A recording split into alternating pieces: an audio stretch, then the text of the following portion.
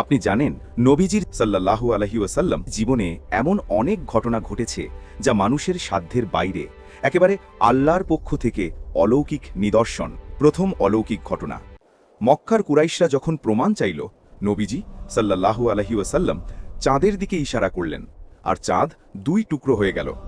এটা দেখেছিল মক্কার মানুষরা নিজের চোখে। দ্বিতীয় অলৌকিক ঘটনা, এক রাতেই নবীজি সাল্লাল্লাহু আলাইহি ওয়াসাল্লাম মক্কা থেকে মসজিদে আকসা, তারপর সপ্তম আসমান পর্যন্ত সফর করেন। মানবজাতির ইতিহাসে এমন ভ্রমণ আর কখনো হয়নি। তৃতীয় অলৌকিক ঘটনা, একদিন সাহাবারা অজুর পানি না পেয়ে বিপদে পড়লেন।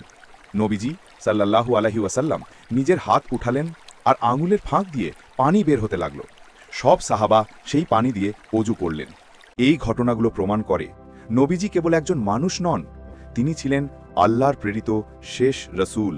আল্লাহ আমাদের সবাইকে নবীজির সাল্লাল্লাহু আলাইহি ওয়াসাল্লামের সুন্নাহ অনুযায়ী জীবনযাপনের তৌফিক দিন। আমিন।